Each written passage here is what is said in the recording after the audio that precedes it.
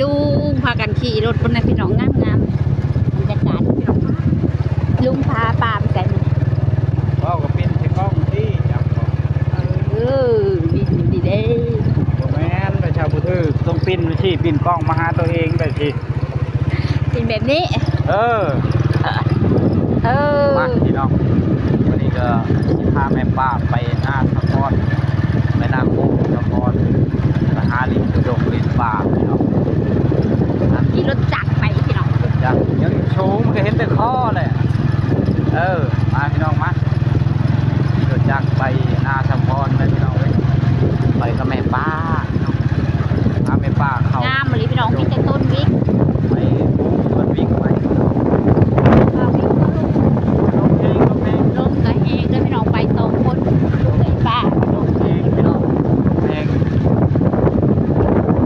ทางไม่ได้ทุกคนป้าวิ่งบิน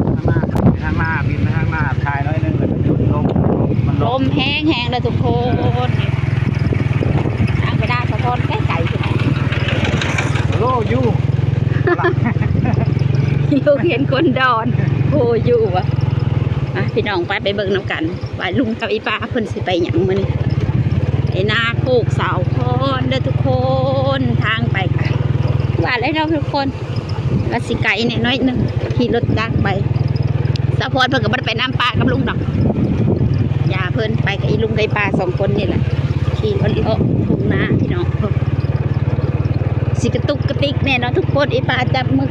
จับกล้องเองเด้อพี่น้องมันจะดินชายพี่น้องอีลุงสิพาอีป้ายิ้มแค่วตอนใดเขายังบอกทราบลุงกะเวมาทางมันบอกมีทรายพี่ตี้ทางพี่โอ้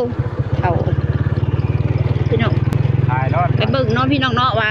พอดหน้าสาวพรแต่ไปป้าจะเสียนะนี่ให้ถ่ายให้เบิ่งพี่น้องถ่ายให้เบิ่งไอ้ป้ากับลุงก็ไปน้ำทางกันยากพี่น้องเอ้ยทางยาก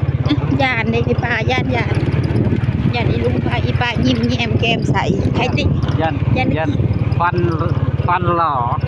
แถวเฮียได้พี่น้องอย่ายิ้มแค่บางแง่บ่มีวะบ่เอาดำเด้อป่าลมชายเลยพี่น้องมาเบิ่งทุกคนพ่อสาวพรเนาะพี่น้องอันนี้คืออีลุงเบาอ้ายบ่แม่มาหน้าตาดองเทียงนาพ่อสาวพรซีพีอีลุงก็คือการกับซีพีตะดองพี่น้องเฉพาะเจ้าได้เป็นตะดองกันคือกันเลยพี่น้องมาหอดแล้วพี่น้องลุงก็มาขอหูปูมน้ำพอดองพี่น้องหน้าสะพอนกับหน้าโคกตอนแม่ป้ามากับสะพอนตอนนั้นแหละพี่น้องมื้อนี้สะพอนไม่ได้มาเด้อมาแต่อีป้ากับอีลุงนี่เลยพากันไปที่อิงเล่าคือบรรยากาศก็ดีพี่น้องลมแดดโอ้เราอยู่นากับมาเบิ่งลูกหมูเราหลายกระลายแท้ๆโอ้นี่ได้พี่ดอกไม่แต่หมามีแต่หมูนาเราก็อยู่นาพี่ดอกคือแม่ป้าเราก็ได้อยู่นาไปเดียวกับแม่ป้าเลยมาจะมาเบิ่งหมูเรานี่ลุงเราเลี้ยงหมูหลายกระลายแท้ๆมาเบิ่งทุกคนนาสะพรกับป้อสะออนหมูพี่น้องนี่แต่แม่ใหญ่ๆ6 แม่7 แม่8 แม่พอนี่ทุกคนนะตัวนี้กันหมูเราหลายพี่น้องเราอยู่นาเด้อพี่น้องเด้อมีห่มใหม่โอ้ยงามพอมาเบิ่งแม่นี่ก็พอ2 แม่3 แม่พอทุกคนที่พอนอนอยู่พวกแม่หมูอยู่พื้นพวกแม่อยู่นี่ก็พอ2 แม่บ่ได้สิ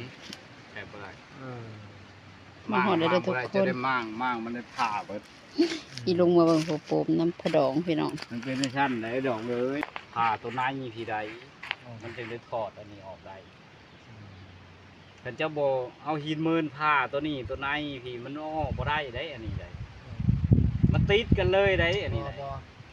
มันไม่ลีมเนี่ยอันตัวนี้หาออกได้นี่ออกได้ลีมตัวนี้มันโมเมนต์ลีมมันสีห้องโบได้ออกก็ได้ที่คณะออกตัวนี้ได้ถือออกตัวนี้ได้ออกตัวนี้ได้ผดอง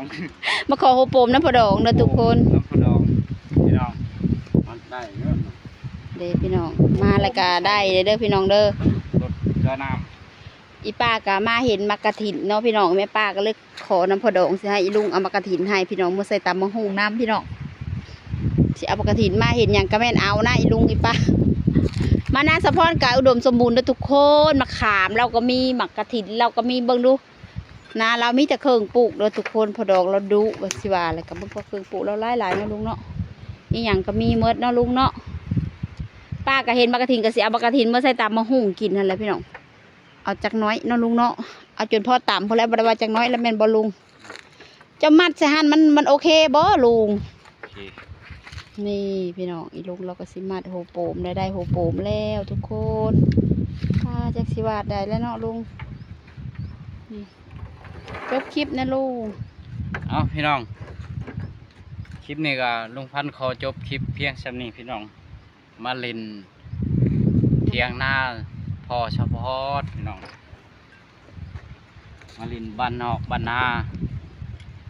มาถงหน้า มาทงนาพี่น้อง อย่าว่าว่าบ้านนอกมาถงหน้า มาทงนาพี่น้องมาตามโคกตามดง คือหนทางที่แม่ปลาถ่ายงามเลยพี่น้องทางมานาสะพรเนาะลุงเนาะ แม่น มีแต่อันนะมีแต่อย่างลุง มีแต่ปลา อืม มีแต่ดอด ปลาวิกเนาะ ปลาวิกปลาไม่วิก เลยบักโบก เอา แล้ว พี่ ก็ น้อง คือ บ๊ายบาย เห็นหยังก็อยากได้เนาะทุกคนมาเบิ่งอีปลาสิมาเบิ่งเนาะพี่น้องคือเราบอกกินบ่นี่เนาะพี่น้องหมากโบกก็มีพี่น้องนาเราคือสิเป็นเราบ่กินบ่ลืมใดๆพุ่นน่ะงามๆพุ่นน่ะโอ้ลืออีป้าผู้เห็นหยังก็อยากกินเห็นหยังก็อยากลุงป้าเห็นบักโบกก็อยากได้บักโบกเลยเด้อลุงเด้อ